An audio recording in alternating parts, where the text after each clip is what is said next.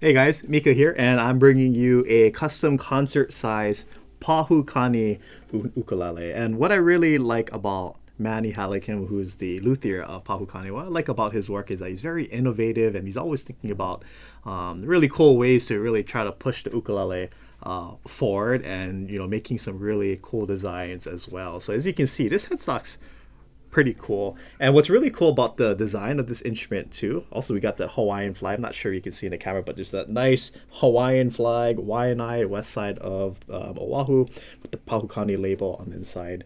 But if you notice about the upper bout and the lower bout, it's pretty much like kind of all aligned. Usually you'll have like a smaller upper bout and then a wider lower bout, but this one is more kind of like on the skinnier side. So I like that aesthetic to it.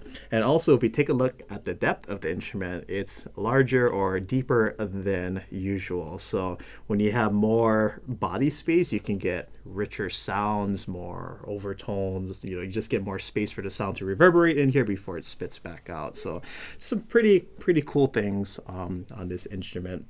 Also, that rosette looks pretty awesome, with the black and white purfling, with the Pau abalone shell in the middle, as well as the koa rosette, double koa right here, and then koa on the inside of that sound hole.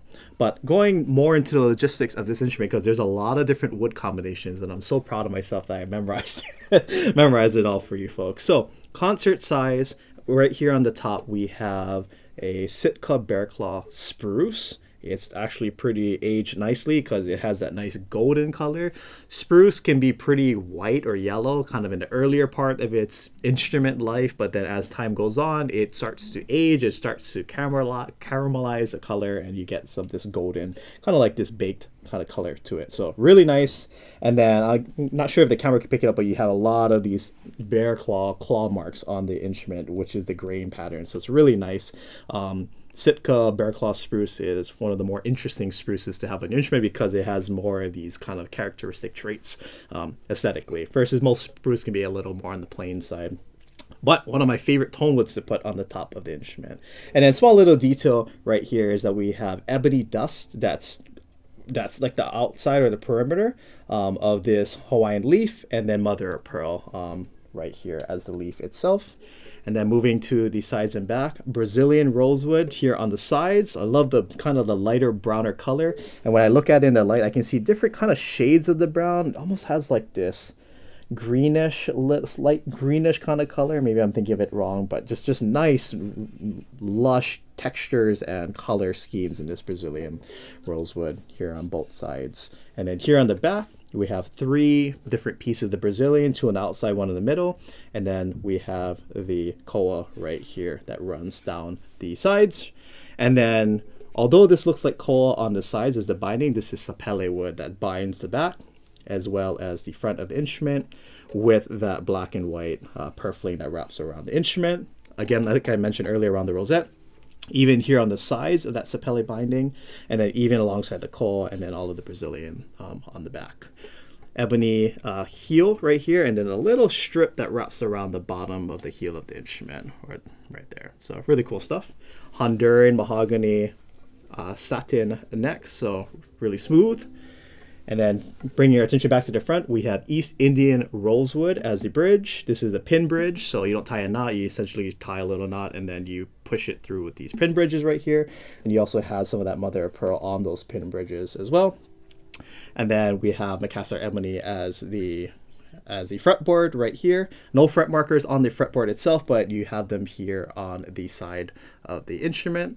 And then beautiful curly koa, Hawaiian curly koa on the top with the PK Pahu Kani logo on the top in mother of pearl. And then we have really cool looking goto tuners with the amber tuning pegs right here on the side. So again, really beautiful stuff. Something to note, this ukulele is pretty cool because it has a 0 fret. Essentially, you have a fret right here where the string is sitting on. It does sit in the nut and go through the nut, but the string itself is actually making contact with that 0 fret. And one of the highlights of having a 0 fret instrument is that if for those of you who've noticed, like, man, I have such a hard time barring on that first fret. Sometimes, depending on how the string is sitting in the nut, sometimes you have to press really hard on that first fret to make a bar chord, or if you're just pressing like an F chord, or that F note on the F chord, or if you're holding a C7 note, you find yourself pushing unusually hard, maybe because the string is sitting a little high in that nut, right over here. But with the 0 fret right here, the string is actually sitting on a fret, so it feels like it's just another fret, so we call it the 0 fret. So all in all, just really beautiful stuff going all around on this instrument. Just a lot of different woods that comprises this instrument. Going into the sound, I love how rich of a sound you get, especially with that low G. Again, with more of that depth on the instrument, you get more of this kind of lower end response, which, you know, for a concert size, you're not going to get as rich of a sound compared to like a tenor size. But with this, with the deeper depth, or more of the depth of the instrument, these upper two strings really can drive that bass. Especially listen to the sustain. It just keeps going like 5-6 seconds. So. But of course, with the concert size, you're still going to get that nice, bright, kind of articulate, punchy sound. And then that E string, really clean. Woo. Listen to that overtone. Really just meshes well with the other strings. Whew. Oh my God, so loud. It has such a warm sound. I love it. Super clean.